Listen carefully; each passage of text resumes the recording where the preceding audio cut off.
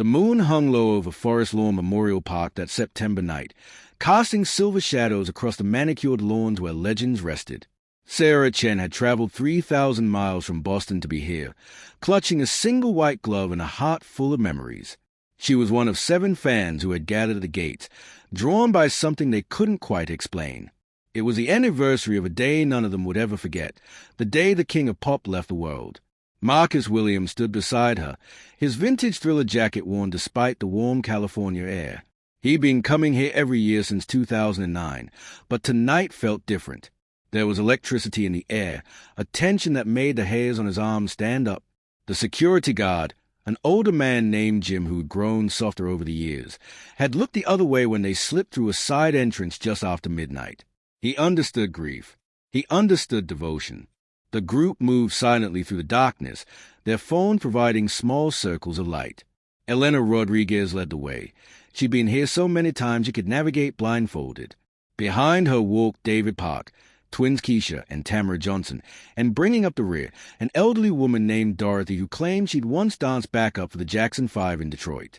Nobody questioned her story. Tonight wasn't about facts. It was about faith. When they reached the great mausoleum, something made them stop. The building loomed before them, its white marble walls seeming to glow from within. Sarah felt her breath catch. She'd seen this structure a dozen times in daylight, but darkness transformed it into something almost sacred, almost alive. The others felt it too, that inexplicable pull, like invisible strings drawing them forward. Marcus was the first to notice. At the base of the mausoleum, near the ground, there was light coming from where there should be only solid wall. Not the harsh yellow of electric bulbs, but something softer, more organic. It pulsed gently, like a heartbeat made visible. Elena dropped to her knees, pressing her palm against the cool marble. The light responded, growing brighter beneath her touch. David pulled out his phone to record, but the screen went black the moment he pointed it at the phenomenon. Keisha tried hers. Same result. It was as if the light refused to be captured, demanding to be experienced rather than documented. Dorothy stepped forward, her age hand trembling as she reached toward the glow. When her fingers made contact with the wall, something extraordinary happened. The marble began to change, not cracking or crumbling, but shifting, becoming translucent like frosted glass slowly clearing. Through the changing surface, they could see something inside, a chamber they'd never known existed. Sarah's white glove fell from her nerveless fingers. What they were witnessing defied everything they understood about this place, about reality itself. The chamber within contained a pedestal, and upon that pedestal sat something that made their hearts race. It looked like a journal, bound in leather that seemed to shimmer with the same gentle light illuminating the space. Around it, the walls were covered in what appeared to be handwriting, thousands upon thousands of words in script they recognized from auction catalogs and museum displays. This was Michael's handwriting, his actual handwriting, covering every surface. Marcus found his voice first, barely a whisper. How is this possible? We've all been here before. This has never been here. But even as he spoke, he knew the truth that they all felt in their bones. This had always been here. They just hadn't been ready to see it. Not until this exact moment, this exact night, when 7 strangers united by love and loss had gathered with pure intentions. The light pulsed stronger now, and the journal began to levitate, rising slowly from its pedestal. It drifted toward the translucent barrier, toward them, as if it had been waiting all these years for the right people to find it. Sarah reached out instinctively, and the journal passed through the marble as though the wall were made of nothing but moonlight and memory. The leather was warm in her hands, alive with possibility. When she opened the cover, the first page bore only 4 words in that unmistakable script. The truth begins here. Sarah's hand shook as she held the journal, its weight somehow both substantial and weightless. The others crowded around her, forming a tight circle beneath the stars. Elena produced a small flashlight from her bag, but the moment its beam touched the journal's pages, they began to glow with their own luminescence. The words seemed to rise off the paper, 3-dimensional and shimmering, as if written in liquid gold that refused to dry. Should we be doing this? Tamara whispered, but her sister Keisha silenced her with a look. They'd come too far. Whatever this was, whatever it meant, they were meant to be here, meant to witness this. Dorothy placed a reassuring hand on Sarah's shoulder, urging her to read aloud. Her voice, when it came, was steady despite the earthquake of emotions beneath.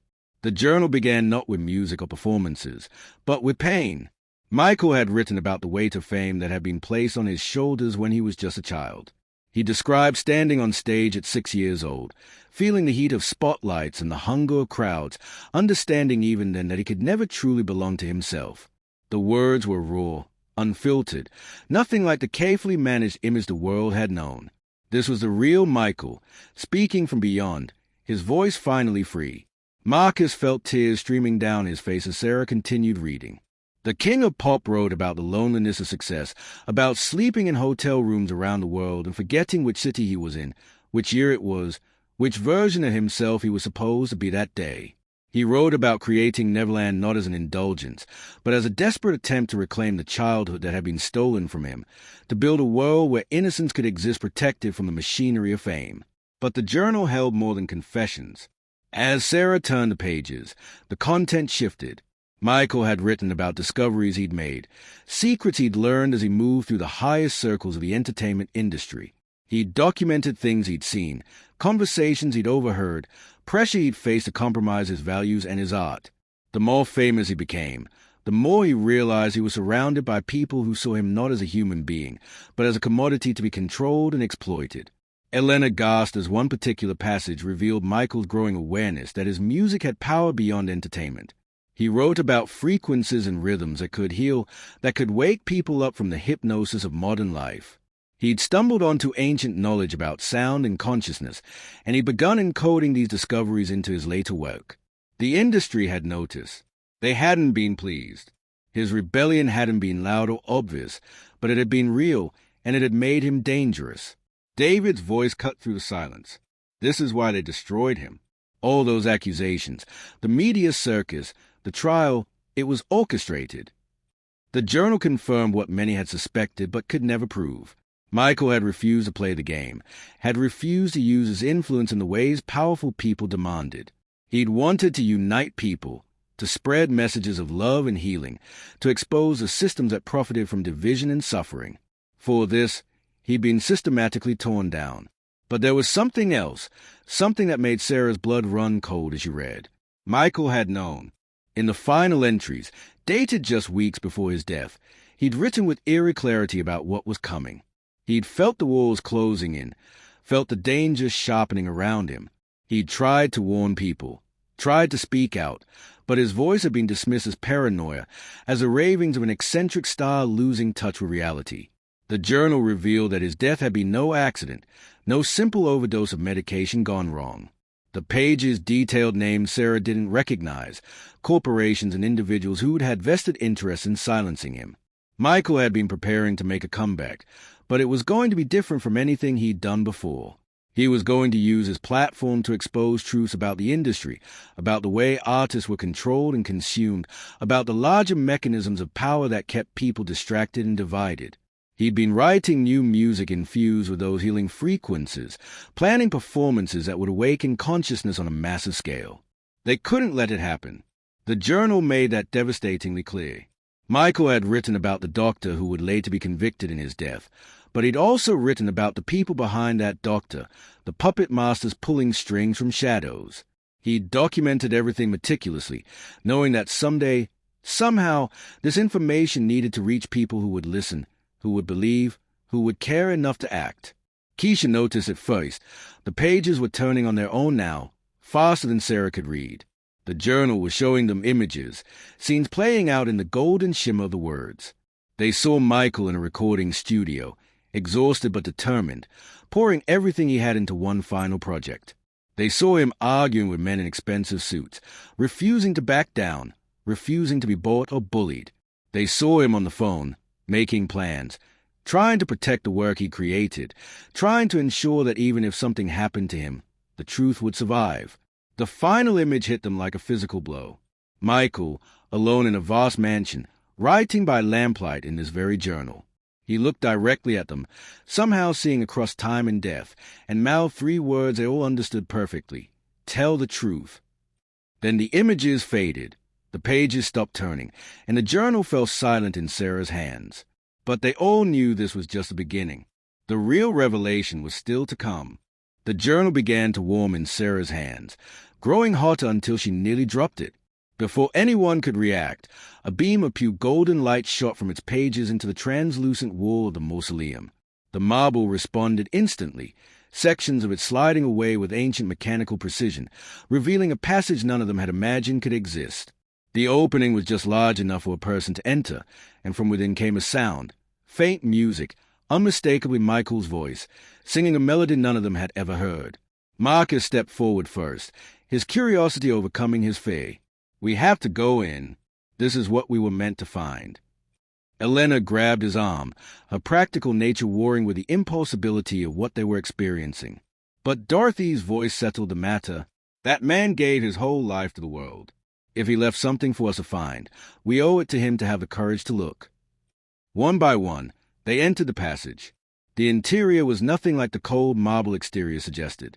The walls were covered in what appeared to be gold leaf, etched with intricate designs that seemed to move in the flickering light. The passage spiraled downward, deeper than should have been possible given the layout of the cemetery above. The temperature grew warmer, comfortable, almost womb-like. Sarah clutched the journal as they descended, its glow lighting their way. The passage opened into a chamber that stole their breath. It was circular, perhaps 30 feet in diameter, with a dome ceiling that sparkled with what looked like stars, though they were clearly underground, impossibly far underground. In the center of the room stood not a tomb, but a recording studio. Vintage equipment lined the walls, mixing boards and microphone from every era of Michael's career. But everything was connected by cables that glowed with that same golden light, feeding into a central console that pulsed with energy. Keisha approached the console carefully. On its surface was a touchscreen, anachronistic among the vintage equipment, displaying a simple message: "For those who seek truth, press play." Her finger hovered over the button, and she looked back at the others. They all nodded. Whatever happened next, they would face it together. She pressed the button, and the room came alive. Speakers hidden throughout the chamber began to play music. But this wasn't any Michael Jackson song the world had heard. This was something entirely new, impossibly new, given that its creator had been gone for years. The melody was hauntingly beautiful, built on those healing frequencies Michael had written about in the journal. As the music swelled, holographic images appeared throughout the room, and Michael himself materialized before them, life-size and seemingly solid. The hologram smiled, that familiar gentle smile that had comforted millions. When he spoke, his voice carried the same warmth they remembered. "If you're seeing this, then you've found the journal. You've read the truth. And you've been brave enough to come here. Thank you. Thank you for caring enough to search, to question, to refuse to accept the lies they told about me." The 7 fans stood frozen, tears streaming freely now, as a man they'd loved addressed them from beyond death. Michael's hologram began to walk around the room, gesturing to the equipment, to the glowing cables, to screens that were now displaying documents, photographs, video footage. I knew they would come for me eventually. I knew that telling the truth, trying to wake people up, would make me a target. So I prepared this. Everything you need to know, everything I discovered, everything I tried to do and was stopped from doing, it's all here. But I couldn't just release it. The world wasn't ready. Maybe it still isn't. But I had faith that the right people would find it at the right time. The hologram paused in front of Sarah, seeming to look directly into her eyes. "You came here out of love. All of you did. That's the key. That's always been the key. Love is the only force powerful enough to overcome the darkness I discovered. They tried to paint me as strange, as dangerous, as someone to be feared and mocked. They did it to discredit me, to make sure that when I spoke truth, nobody would listen. But you listened. You never stopped believing. And now you're here." The screens began displaying the evidence Michael had collected. Financial records showing how the music industry operated as a money-laundering operation for larger criminal enterprises. Communications between executives planning the destruction of artists who refuse to comply with their agendas.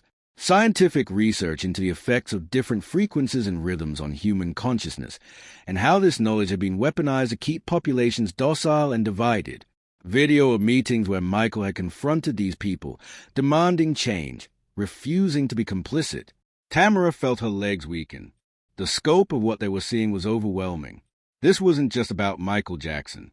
This was about a system of control that touched every aspect of modern life, using entertainment as a tool of manipulation rather than liberation. And Michael had tried to expose it, tried to use his massive platform to wake people up. For this, he'd paid the ultimate price. But he'd known it was coming, and he'd prepared. The hologram continued. I've left you with a choice. Everything in this chamber, all of this evidence, can be released to the world.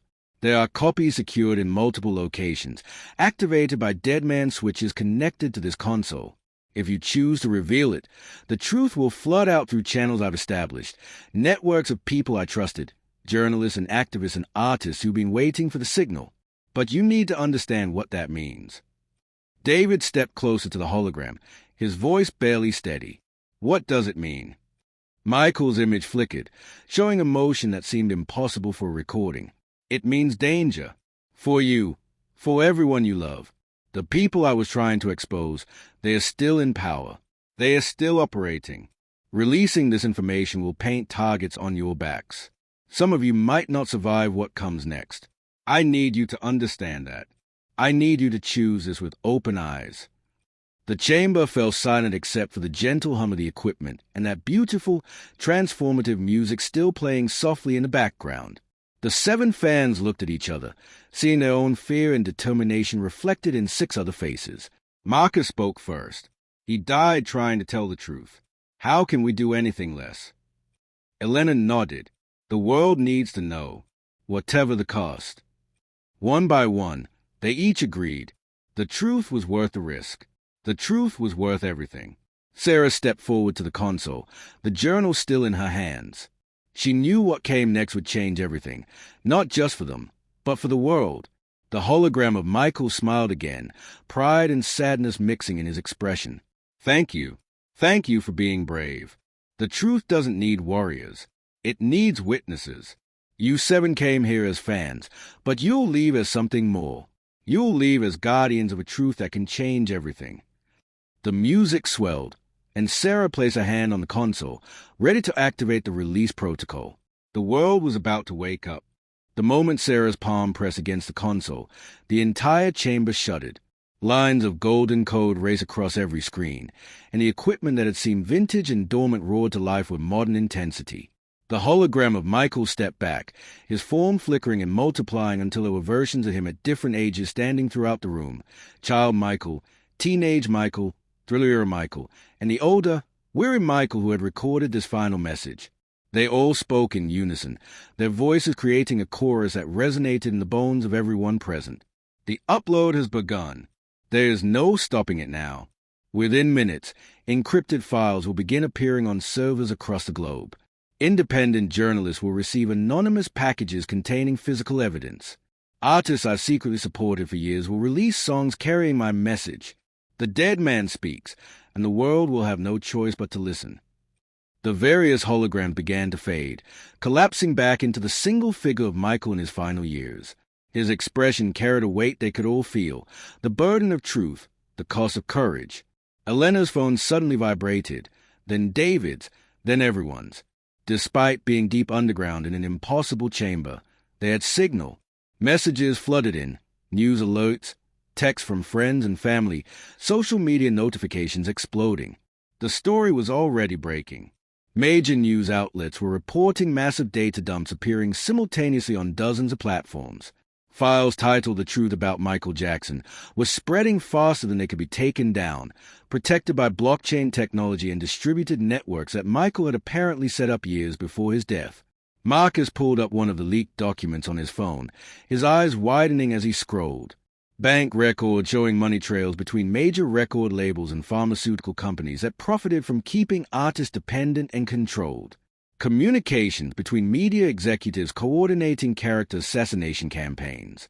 Medical records that had been falsified, court documents that had been manipulated, testimony that had been bought and paid for.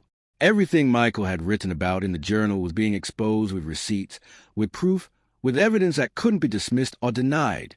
But it went deeper. Tamara found files detailing how the entertainment industry served as a front for larger operations, money laundering for political interests, social engineering on a massive scale, the deliberate dumbing down of content to keep audiences passive and distracted. Michael had documented how certain frequencies were intentionally removed from popular music while others that induced anxiety and aggression were amplified. He collected testimony from sound engineers and producers who had been pressured to manipulate their work in specific ways, serving agendas they didn't fully understand. The hologram Michael watched them discovering what he'd left behind, and something like relief crossed his digital features. For years, I tried to tell people directly, but I was too famous, too strange, too easy to dismiss. They made me into a joke, a cautionary tale, a monster, but they couldn't erase what I knew. They couldn't delete the evidence I collected, and they couldn't stop the dead from speaking. His voice grew stronger, more urgent. What you're seeing now is just the beginning. The real work starts tomorrow, and every day after. Keisha noticed new screens activating along the chamber walls. These displayed live feeds from around the world, social media reactions, news broadcasts, government statements already being issued. The response was explosive. Some people were in denial, calling it an elaborate hoax. Others were connecting dots they'd never seen before, patterns suddenly making terrible sense. Artists were speaking out, corroborating Michael's claims, adding their own testimonies to the flood of truth. The dam had broken, and there was no containing it. Dorothy, who had been silent since entering the chamber, finally spoke. I knew him when he was just a baby, performing with his brothers. Even then, he had something special, not just talent, but a kind of pure light. The world tried to corrupt that light, to own it, to control it. When they couldn't, they tried to destroy it. But light doesn't die. It just transforms. She pointed at the screen showing the global reaction. Look at what it started. This is his real legacy. Not the music, not the dance moves, but this, the courage to speak truth against power. The hologram nodded, and suddenly the music in the chamber changed. They recognized the song now, a new version of Earth's Song, but amplified, restructured around those healing frequencies Michael had discovered. The sound seemed to pulse through their bodies, clearing away fear and doubt, replacing it with clarity and determination. I built this frequency into everything you're about to hear, Michael's voice explained. The music itself will help people process what they are learning. It will cut through the programming, the conditioning, the mental barriers that keep truth from taking root. Sarah felt it working, felt her mind expanding to accommodate the magnitude of what they'd uncovered.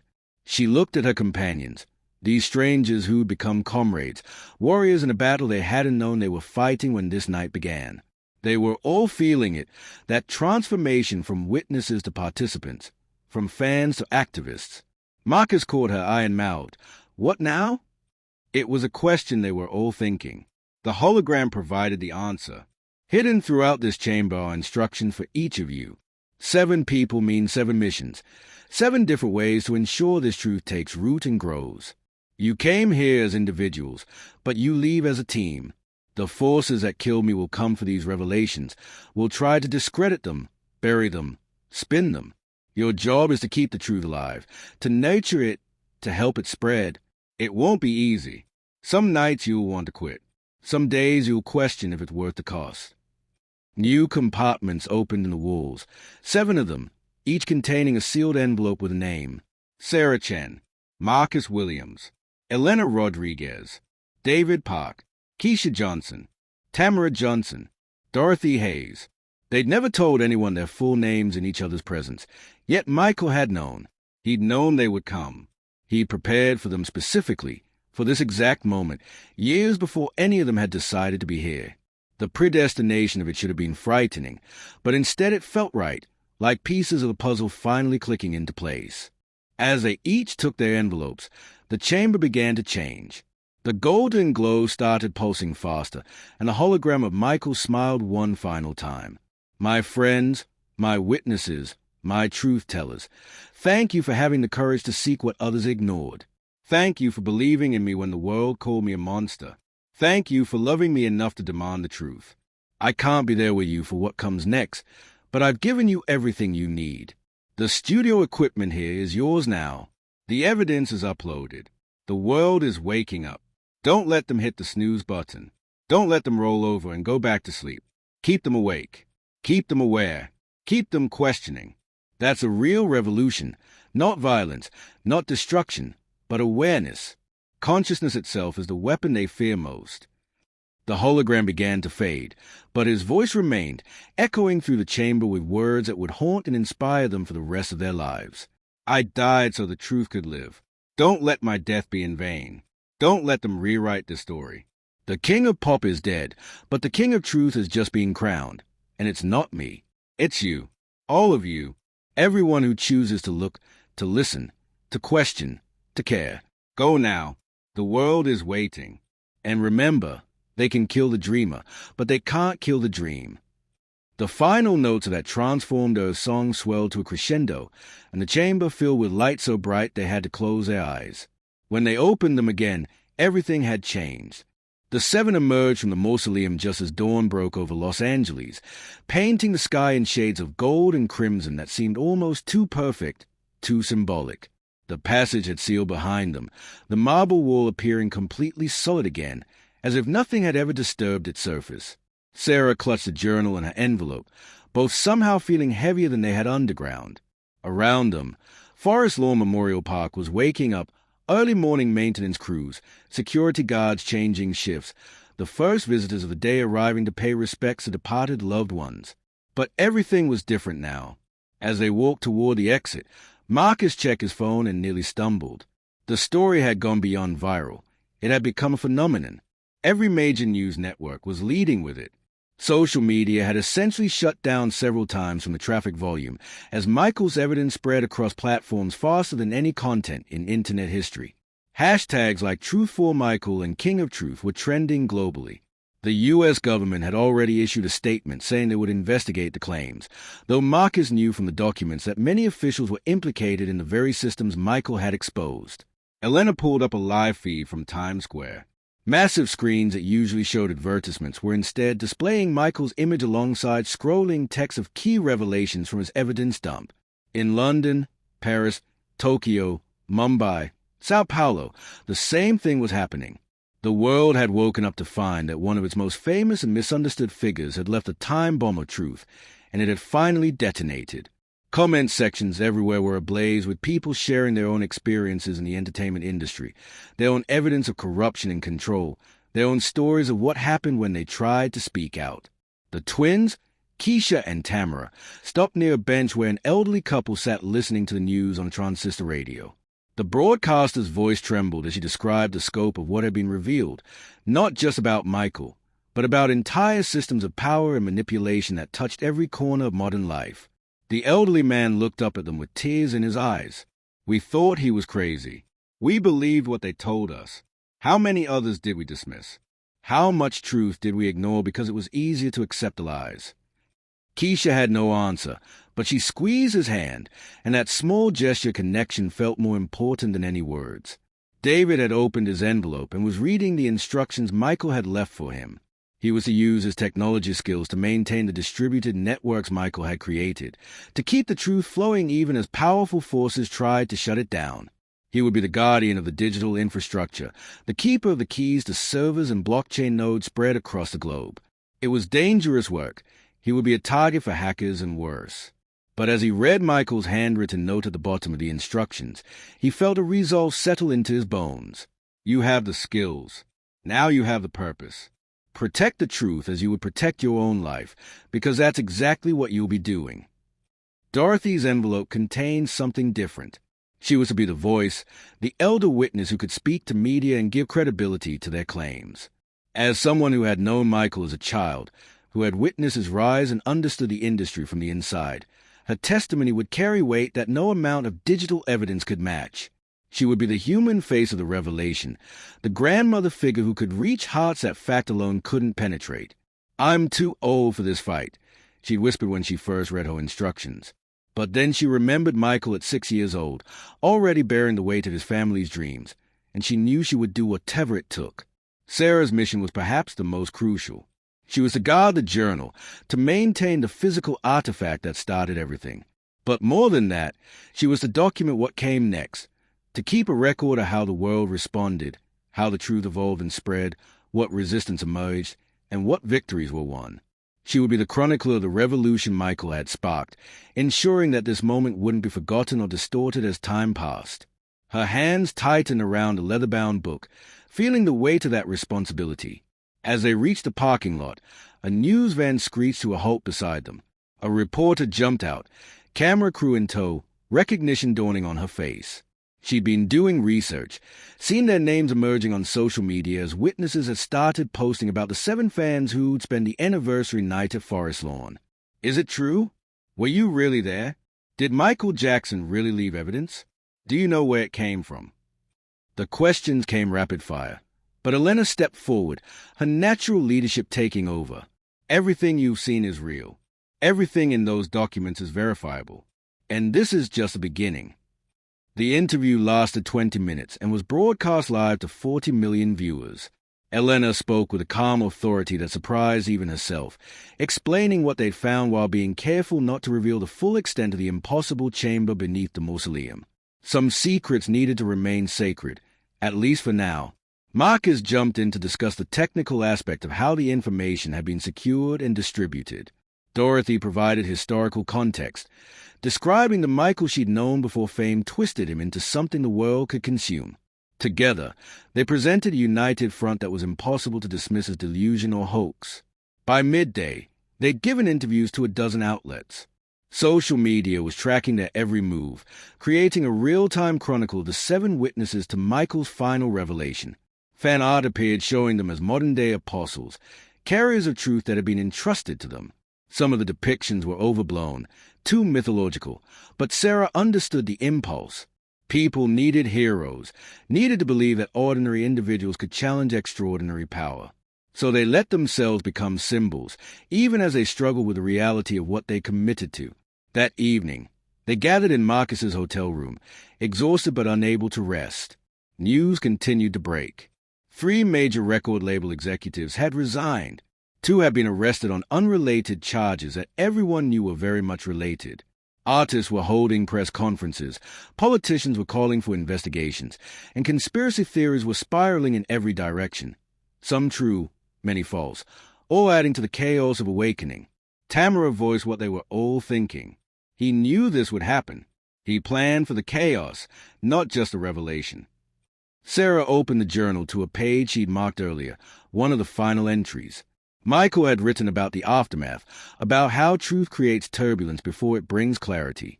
The world will panic at first, he predicted. People will lash out, deny, attack the messengers. But underneath the fear and anger, something is shifting.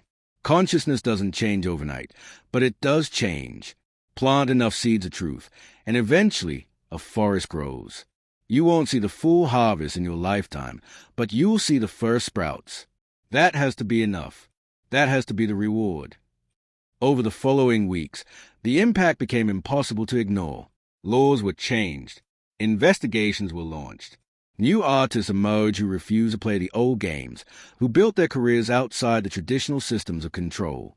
The frequencies Michael had discovered became studied in universities, their healing properties tested and validated. Music education was revolutionized as teachers began incorporating his research into their curricula. It wasn't a perfect revolution.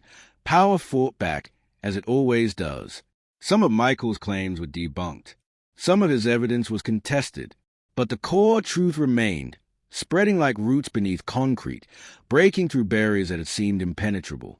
The 7 stayed in touch, their lives forever intertwined by what they'd experienced that night. They became advocates, activists, teachers, and guides for others seeking truth. Sarah's chronicle grew into a book that became a bestseller, ensuring the story would be preserved accurately. Marcus's network maintained Michael's digital infrastructure, expanding it to help other whistleblowers and truth-tellers. Elena founded an organization to support artists fighting against exploitative industry practices. David built platforms for secure, decentralized information sharing. Keisha and Tamara created a documentary series exploring the revelations in depth. Dorothy became a sought-after speaker, her testimony reaching millions. 5 years later, on another anniversary of Michael's death, they returned to Forest Lawn. The park had become a pilgrimage site, with thousands visiting daily to pay respects to the man whose death had sparked a global awakening. The seven stood together at the mausoleum, which showed no sign of the chamber beneath, no hint of the impossible night that had changed everything. Flowers and letters covered every surface, messages from around the world thanking Michael for his courage, his sacrifice, his truth. As the sun set, Sarah placed her hand on the marble, feeling for that familiar warmth, that pulse of light. Nothing happened. The magic, it seemed, had been a one-time gift meant for that specific moment, those specific people. But as she turned to leave, she noticed something. Etched into the marble, so faint it could have been a trick of the evening light, were words that hadn't been there before. Or perhaps they'd always been there, and she'd only now learned to see them. The truth doesn't need believers. It only needs witnesses. Thank you for watching. Thank you for speaking. Thank you for remembering that love and consciousness are the same thing, and both are eternal. Keep dancing. Keep singing. Keep waking up and helping others wake up. The show isn't over. It's just beginning. With love always, MJ. Marcus saw the words too, and then Elena, then all of them. They stood in silence as darkness fell, watching the words fade back into the marble, becoming invisible once more to ordinary sight. But they would always know they were there. Just like they would always know what they'd witnessed, what they'd been entrusted with, what they'd helped unleash into a world that desperately needed to wake up. They walked out of Forest Lawn Memorial Park together, 7 ordinary people who'd been given an extraordinary gift. Behind them, Michael Jackson rested in his tomb, his secrets revealed, his truth finally told. But more importantly, his spirit lived on, not in the marble and gold of his resting place, but in the hearts and minds of millions who'd heard his final message and chosen to believe. The king of pop was gone. The king of truth had been crowned, not in one person, but in everyone who chose to see clearly, speak honestly, and love courageously. And that kingdom would never fall.